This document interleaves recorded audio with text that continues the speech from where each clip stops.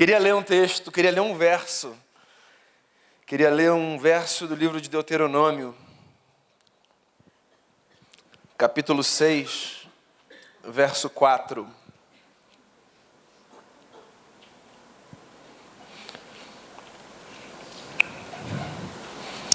Deuteronômio 6, 4, diz assim o texto, olha só.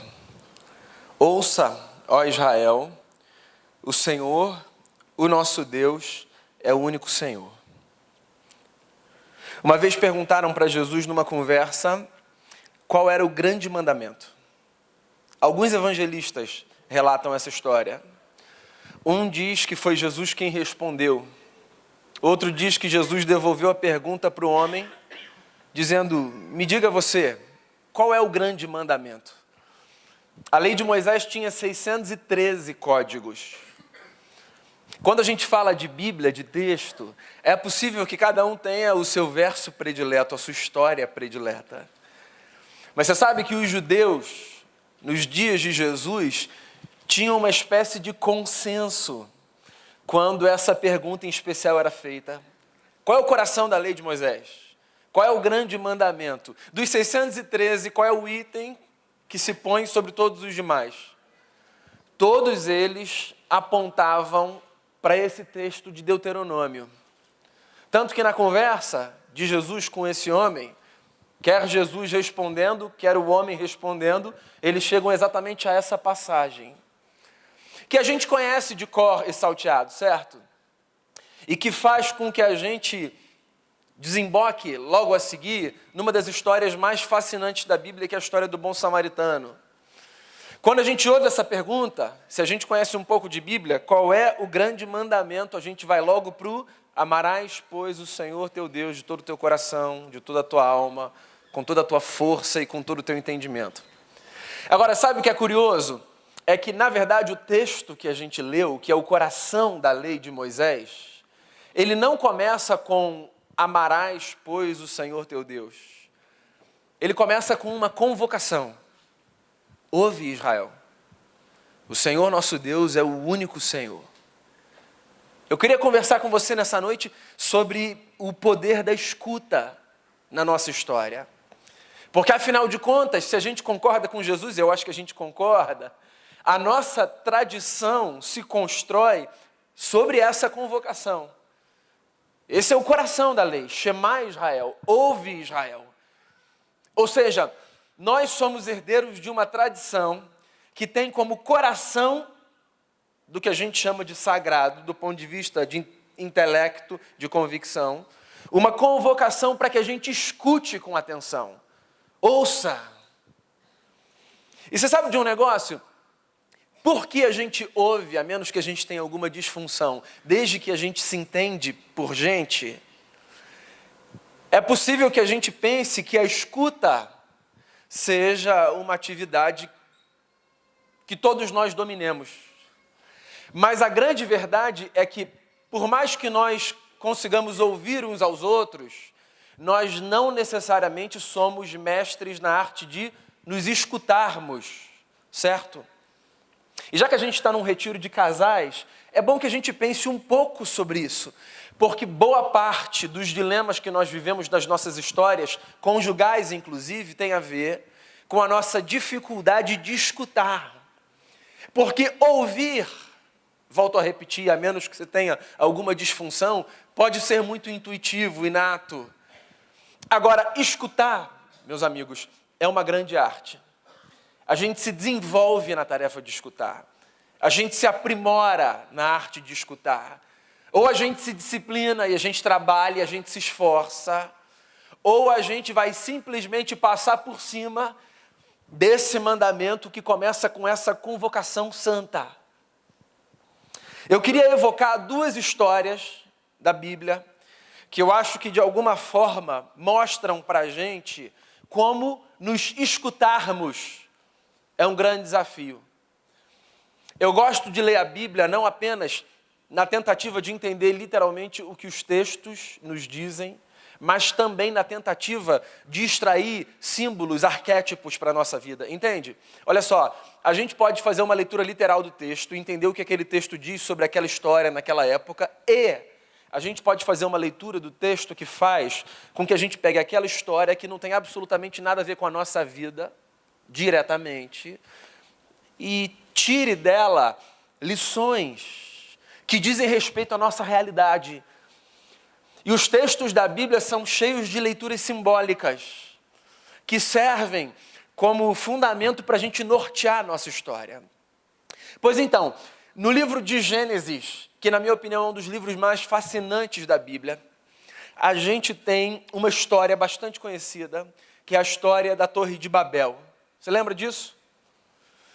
Resumindo a história, o que tem ali é o seguinte: alguns homens resolvem, na sua loucura, edificarem uma cidade, e dentro dessa cidade, eles resolvem construir uma torre para que eles cheguem ao céu e sejam como Deus. E essa história é cheia de símbolo. Por exemplo, Moisés diz que Deus meio que chega na varanda, dá uma olhada lá para baixo e diz assim na comunidade trinitária: "Ih, olha só o que está acontecendo lá embaixo." Como se ele não soubesse, né?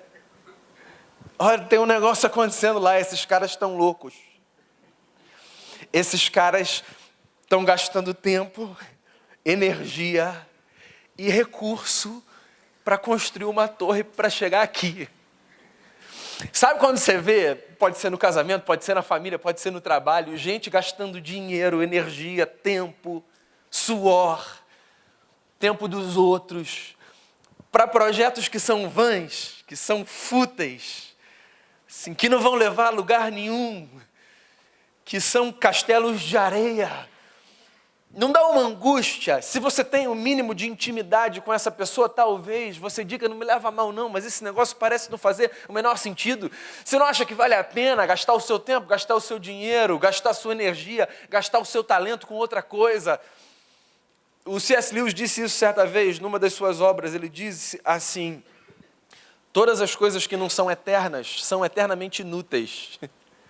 Amanhã eu vou falar um pouquinho sobre isso, mas às vezes a gente passa tempo demais com esforço em projetos que não valeriam um milésimo do nosso tempo. E a história da Torre de Babel é a história de uma gente que dedica o seu tempo para um projeto vão, fútil, sem sentido, ser como Deus. Esse desejo humano louco de ser como Deus. O Leonardo Boff disse isso certa vez, eu gosto de me lembrar sempre no Natal, porque eu acho que é o contexto apropriado para a fala. Mas eu acho que vale. Ele disse assim: "Todo menino quer ser homem, todo homem quer ser rei, todo rei quer ser Deus. Só Deus quis ser criança." A gente tem esse ímpeto dentro da gente, né? Da grandeza, do ineditismo, do brilhantismo, do destaque. A Torre de Babel, em alguma medida, é a nossa história.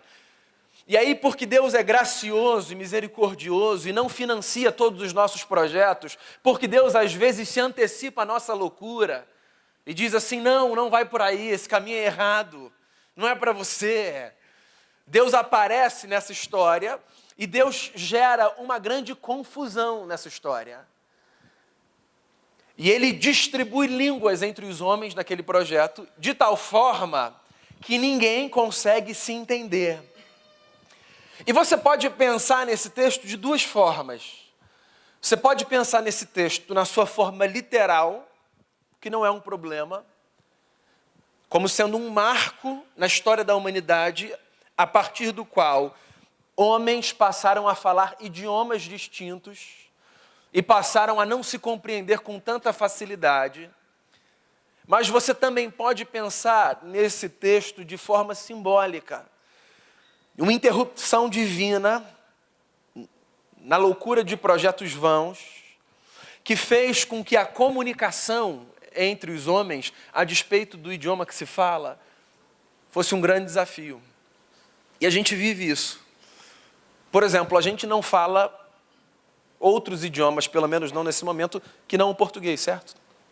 Todos nós nos entendemos nessa língua, que eu imagino para todos ou para a maioria nos seja a língua mãe.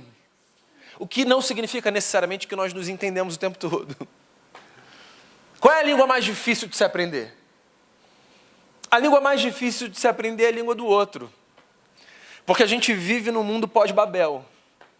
E nesse mundo pós-Babel, o outro pode até falar o mesmo idioma que eu. Mas não necessariamente ele fala a mesma língua. No sentido de que as palavras não necessariamente têm o mesmo significado para todos nós o tempo todo. Certo? Então, olha só, eu não preciso ser profeta para dizer que na sua casa, às vezes acontecem cenas do tipo, você não está me entendendo. Só que você está entendendo as palavras, certo? Você tem um conhecimento de vocabulário, assim, suficiente para você entender o que aquela palavra significa naquela frase. Mas o outro tem certeza que você não está entendendo. Porque não tem a ver necessariamente com o significado literal da palavra. Tem a ver com a forma como aquela palavra é apresentada dentro daquele contexto. Tem a ver com a intencionalidade do outro. Que é assim, vamos combinar, gente, às vezes é impossível de descobrir, certo? Tem uma coisa meio louca nos relacionamentos. O tempo de caminhada faz com que a gente pressuponha que o outro sabe exatamente aquilo que a gente quer dizer antes mesmo que a gente diga qualquer coisa. Mas não necessariamente é assim, né? Eu acho que eu contei essa história aqui. Se eu contei, você me perdoa. Eu vou repetir. Assim, foi um marco na minha vida como psicólogo. Eu acho que poucas cenas foram tão loucas quanto essa, sem querer fugir da ética aqui. Eu e Denise no Outback, com um casal de amigos muito próximos, muito próximos. Aí chega o garçom, abaixa assim, não é? Oi, eu sou o fulano e eu vou atender vocês hoje. Vou pegar um pãozinho ali, tá? Aí foi lá. Aí voltou com um pãozinho. E aí falou, então, vocês já sabem o que vocês vão querer? E aí a gente pediu. Denise pediu, eu pedi, esse amigo nosso pediu.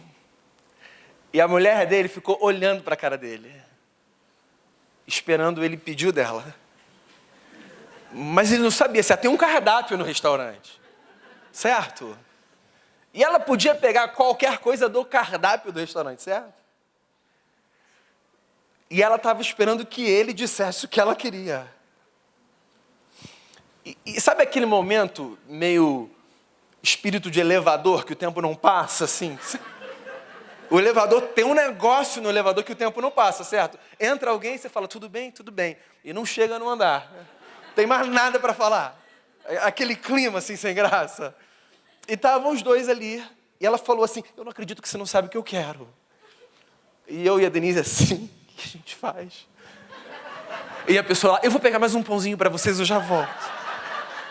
E eu falei, gente, a gente está tendo um dilema aqui, porque ele não sabe o que ela quer no Outback. A gente pressupõe que o outro saiba. Tudo bem, você pode saber qual é o prato predileto, mas não necessariamente o outro vai comer aquele prato naquele momento, certo? Então, a gente tem uma dádiva dos céus, que é a fala. A fala é uma dádiva. Quando a gente aprende a falar, o nosso mundo se expande. Quando os nossos filhos aprendem a falar, o nosso mundo se expande. Quando o nosso filho diz para a gente do que é aquele choro, não é uma bênção? Porque enquanto ele não sabe dizer do que é aquele choro, e você tem que descobrir se é cocô, papá, mamãe ou qualquer outra coisa, não é uma tortura, é uma tortura. Eu nunca sabia, eu tenho um filho de 8 e um filho de 5. Eu nunca sabia. Eu ficava muito incomodado porque quando eles choravam, a Denise falava comida. Eu falava, mentira, que você sabe o choro da comida. Mentira, é mentira. As mulheres têm um negócio, né? Elas identificam o choro, aquela linguagem. Aí ele chorava de um outro jeito e ela, cocô, pode olhar, cocô. Depois de um tempo eu já falava, cocô, com certeza. Eu não sabia nada. Eu só concordava para não parecer que eu estava muito atrás, sabe? Quando eles começam a falar, parece que um peso sai dos ombros. Porque eles conseguem dizer exatamente o que aquela linguagem significa. E a gente cresce.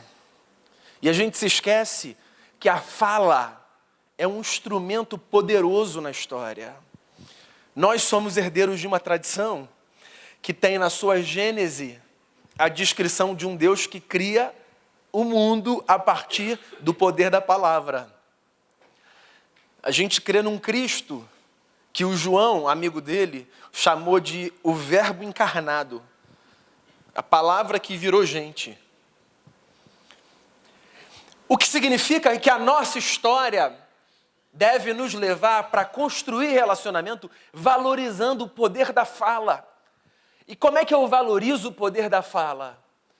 Eu valorizo o poder da fala num mundo de linguagens distintas, trabalhando a arte da escuta. Às vezes, coisas muito simples numa relação podem mudar radicalmente o curso daquele cenário. E tiram a gente de uma crise e levam a gente para uma paz. Do tipo, deixa eu ver se eu entendi o que você está falando. O que você está querendo dizer com isso é... E aí você continua. Você sabe que quando você demonstra o mínimo de interesse em entender o que o outro está dizendo com aquilo que ele fala, você desarma aquela pessoa. Então o que você está querendo dizer é isso, só para eu ver se eu entendi. E aí a conversa, ela fica mais produtiva. E às vezes a gente evita algumas crises e alguns conflitos que a gente não precisaria passar, mas que a gente passa, porque a gente pressupõe que o outro tem de saber exatamente o que a gente está falando, e etc, etc, e etc. Só que a gente vive no mundo de Babel, onde uma confusão, por causa dos projetos inúteis dos homens, uma confusão se instaurou. E a gente pode falar o mesmo idioma, mas a gente não fala a mesma linguagem o tempo todo. E é por isso que a gente precisa desenvolver a arte da escuta, que é diferente de ouvir. Escutar significa ouvir com diligência, com atenção. A gente está no mês de setembro. No mês de setembro, profissionais de saúde têm levantado a bandeira do Setembro Amarelo, certo? A consciência do problema do suicídio, que nos toca, talvez não diretamente, mas indiretamente. Uma das falas nesse processo de conscientizar as pessoas para o problema do suicídio é: escute ativamente aquele que sofre. Escutativa. O que é escutativa? É escutar com diligência, é ouvir com atenção. É demonstrar interesse no que o outro fala, na forma como fala, na maneira como se expressa. Os nossos relacionamentos, eles podem ser potencializados na sua vida se nós entendermos que escutar é uma grande arte. E do ponto de vista religioso, cristão, escutar é uma grande arte, porque esse mundo é mundo de Babel. Agora, se tem esse texto de Babel que estabelece um marco para dizer que a comunicação é caótica por causa dos nossos projetos inúteis, tem um outro texto que é a esperança, é a redenção da maldição de Babel. Você sabe que texto é esse? O texto de Pentecostes. Em Atos 2 a gente tem, dentro da literatura bíblica, um texto que serve também como um marco para a possibilidade da anulação da maldição de Babel na nossa história. Aquele texto em que Lucas, que é o seu autor, diz que num determinado momento, num dia, quando os discípulos estavam reunidos por ordem do Senhor Jesus, o Espírito Santo, no cumprimento de uma promessa feita por Joel, o profeta, foi derramado sobre as pessoas. Lembra disso? Todas as pessoas que ali estavam viram um mistério acontecer, que foi o mistério do batismo de línguas sobre os discípulos de Jesus, e todos os que ali estavam ouviam aqueles homens falando e ouviam cada um na sua própria língua. Veja se você consegue perceber a profundidade do milagre. Às vezes a gente fica olhando para esse texto, a gente fica discutindo se nesse texto o que estava acontecendo ali eram línguas estranhas de anjos ou línguas estrangeiras. A gente fica nessa discussão que, com todo respeito, mais parece discutir sexo dos anjos, não leva a gente para lugar nenhum. Qual é o milagre ali? O milagre é que, no meio de uma gente que vive amaldiçoada pela maldição de Babel, por causa do derramamento do Espírito Santo, as pessoas de nacionalidades distintas por causa da presença do Espírito Santo, entendiam o que o outro falava, cada um na sua língua própria. Ou seja, a presença do Espírito no seio de uma comunidade, no meio de uma casa, entre um casal, é capaz de fazer com que essa maldição seja desfeita, porque o Espírito Santo é aquele que traduz a nossa linguagem para o próximo e a linguagem do próximo para a gente. A gente precisa de Deus e de Jesus não apenas para ir para esse céu escatológico. A gente precisa de Deus e de Jesus e do seu Espírito para que a nossa história e a nossa casa aqui sejam celestes, para que a gente se entenda, para que Ele seja o tradutor nesse esforço que a gente faz de ser compreendido, de compreender, porque ser compreendido e compreender é uma grande arte. E quando a gente chama Cristo para a história, e quando a gente é revestido da presença de Cristo, então a gente vai para esse campo de batalha, que é o campo da comunicação, com um espírito diferente. E a gente se dispõe a ouvir, não ouvir como quem ouve um som, a gente se dispõe a escutar. E a gente fala sabendo que o outro pode entender, e a gente escuta o outro sabendo que a gente pode entender, porque se tem um propósito de Deus para a nossa vida, esse propósito é para que a gente não viva mais em confusão, mas em paz. Eu preciso me converter pela presença do Espírito à linguagem da Denise. Eu preciso entender o que ela fala, a forma como ela fala, os seus canais, os seus sinais. Ela precisa se converter pela presença do Espírito na sua vida a mim, e entender como eu falo. E a gente precisa ser canal da graça de Deus, um na vida do outro, para que essa comunicação seja clara. Porque olha só, boa parte dos problemas que a gente vive na história tem a ver com comunicação. Comunicação. Eu vejo isso no consultório, eu vejo isso na igreja. A palavra é muito poderosa. Às vezes a gente discute palavras que foram dadas há 5 anos, 10 anos. E elas marcam, e marcam mesmo, porque as palavras são carregadas, não de uma força espiritual, sabe? Mas de uma força afetiva, para o bem ou para o mal. E eu não tenho controle sobre a palavra que eu lanço. E quando eu lanço uma palavra maldita, eu tenho de lidar com as consequências de uma palavra maldita. E eu posso pedir perdão, eu posso tentar me explicar, mas uma palavra que eu lanço, ela não é recolhida, eu não tenho mais controle sobre ela. E é por isso que eu preciso construir discurso de maneira muito sábia, de maneira muito santa. É por isso que eu preciso chamar o Espírito Santo para a minha vida. Não apenas para que eu seja tomado de sensações que me são incomuns e tenha experiências de êxtase, ainda que isso possa acontecer na nossa caminhada de fé. Eu preciso chamar o Espírito Santo para a minha vida, para que a minha casa seja um ambiente celeste, para que eu me entenda com a minha mulher, para que eu me entenda com os meus filhos, para que eles não apenas me ouçam, mas me escutem, para que não apenas eu os ouça, mas para que eu os escute. É muito ruim quando você fala e você tem a sensação que você está falando com a porta, não é? É muito ruim. Eu vou voltar para o elevador, eu acho que o elevador marcou a minha vida. Sabe quando você entra no elevador e você fala assim, oi, bom dia. E a pessoa está ali, ó. Ela não faz assim. Que dirá dar bom dia. Ela está aqui. Dá vontade de falar, oi, querido, você ouviu que eu falei bom dia, meu amor? Tem como?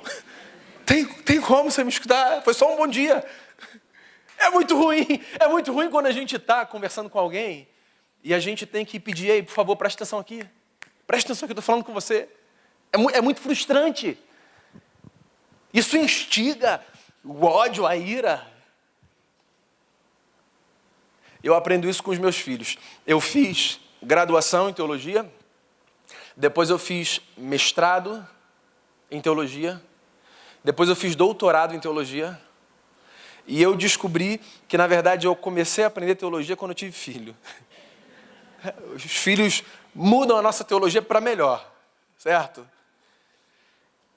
Uma vez o meu filho, que hoje tem 5, já vai fazer 6, talvez com 3 anos, brincando comigo, disse assim, eu vou esperar você desligar o celular para depois a gente continuar o jogo. Ele tinha 3 anos. Mas ele já entendia de maneira muito clara que existe um desrespeito que se instaura quando eu estou, mas não estou, certo? Quando eu ouço, mas não escuto. E às vezes eu tomo dos meus filhos, o que é mais constrangedor do que tomar da Denise, porque eles são criança, uma chamada desse tipo. Ouve! Escuta! Presta atenção! Onde é que você está, cara? Isso aqui não é Babel. Essa casa é Pentecostes. A gente pode se escutar. E você sabe de uma coisa? Eu acho que a gente aprende a se escutar quando, além de fazer com que o Pentecostes anule na nossa vida a maldição de Babel, a gente abandona esse instinto adâmico de culpabilizar os outros pelos nossos erros e pelas nossas responsabilidades. A Bíblia é muito simbólica, eu disse a você. Primeira história do primeiro livro.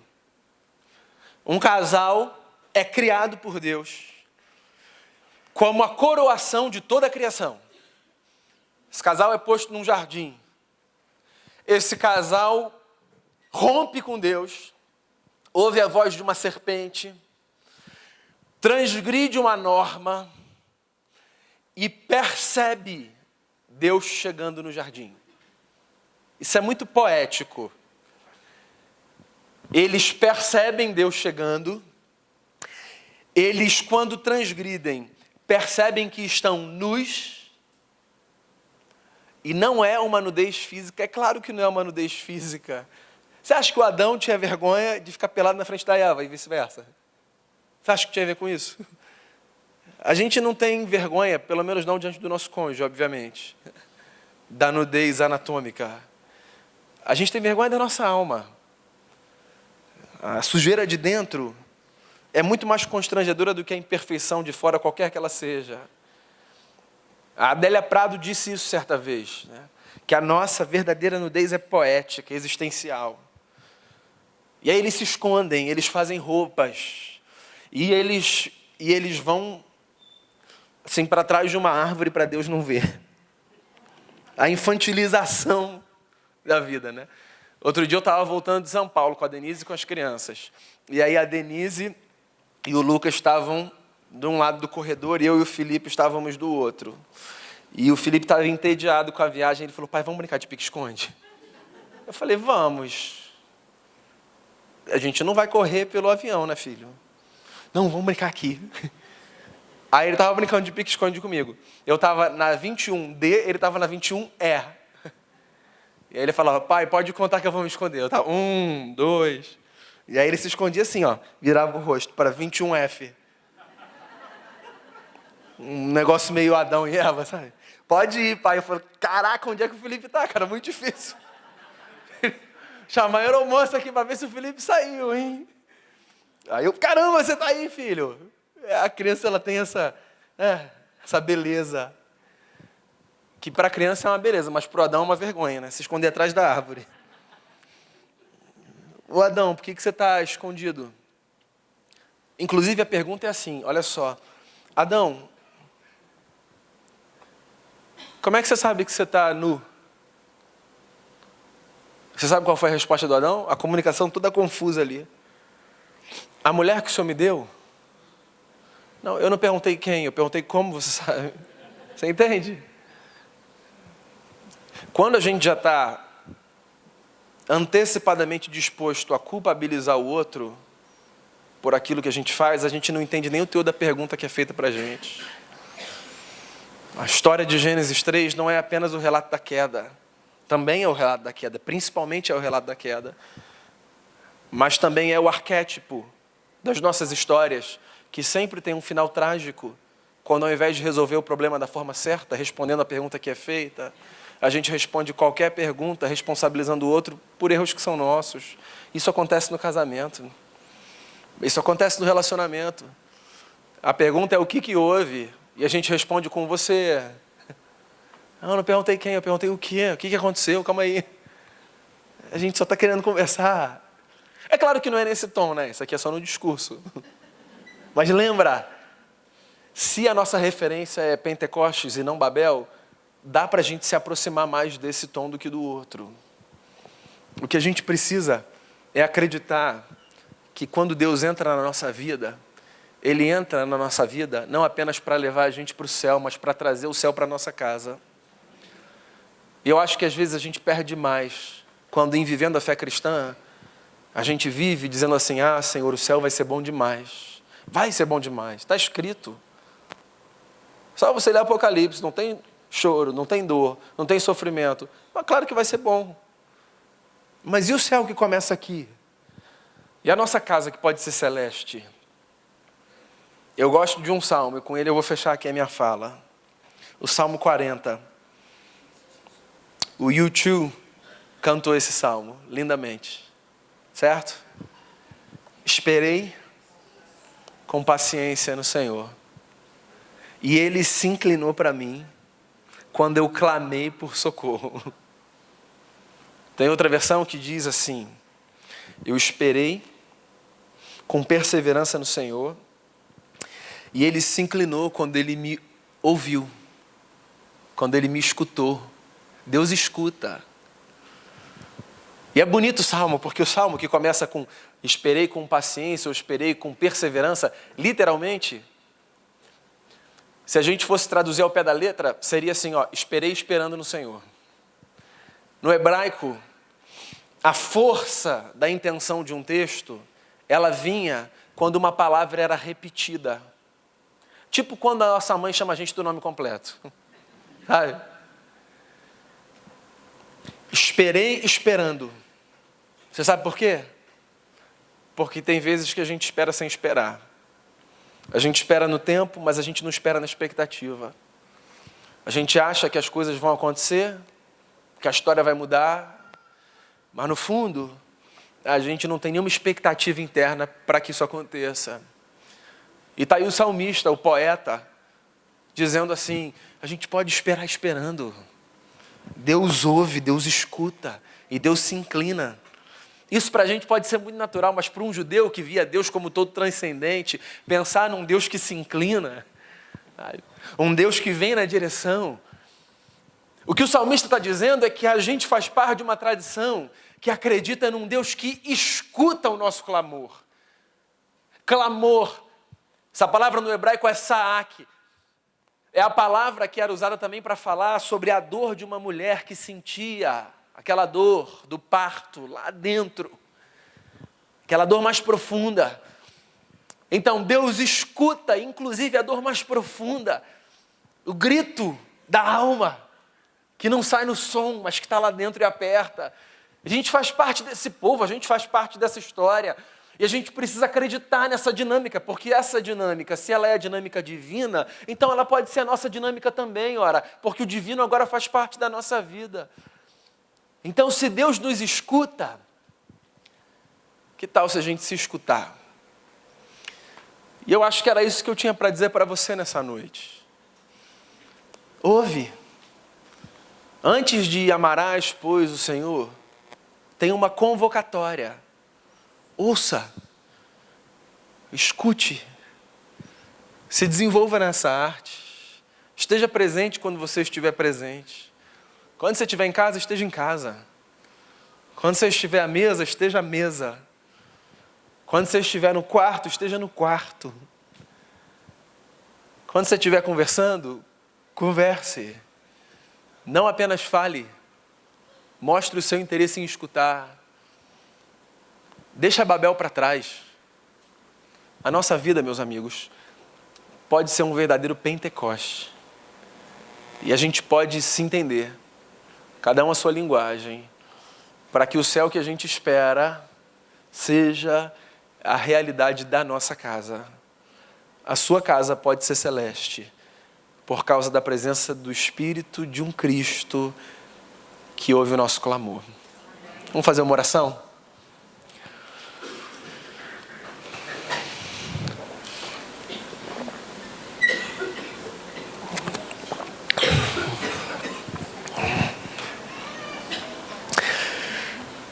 Senhor, ajuda a gente a desenvolver com habilidade a arte da escuta. Ajuda a gente a demonstrar ao nosso cônjuge a atenção que é devida a ele ou a ela, sempre que a gente estiver presente, para que a nossa casa não seja uma casa que vive a partir do marco de Babel, mas pelo contrário, para que ela seja uma casa que vive a partir do marco de Pentecoste. Derrama o teu Espírito sobre a nossa vida, Deus. Mais do que para falar em outras línguas, derrama o teu Espírito na nossa vida para que a gente consiga entender a linguagem do outro. Derrama o teu Espírito sobre a nossa vida para que haja clareza na nossa forma de se comunicar. Derrama o teu Espírito na nossa vida para que a nossa casa seja uma antecipação do céu. Derrama o teu Espírito na nossa vida para que a nossa fala não suscite o ódio, a ira, o rancor e a mágoa, mas suscite a esperança, a graça, o perdão e a misericórdia. Derrama o teu Espírito na nossa vida para que a nossa comunicação com os nossos filhos não seja de um tipo que os provoque a ira, mas seja de um tipo que faça com que eles amem a Ti ao perceberem o amor do Senhor por eles na nossa vida. Transforma toda a casa aqui num céu, Senhor. Que seja uma antecipação do céu. Que o nosso casamento, que cada casal aqui viva na sua história uma antecipação do céu. Gente pecadora que por causa da presença do Espírito de Cristo pode se entender, se amar, se perdoar. Faça com que a gente aprenda a escutar com diligência, já que a gente serve um Deus que ouve o nosso clamor quando a gente espera esperando e vem nos socorrer.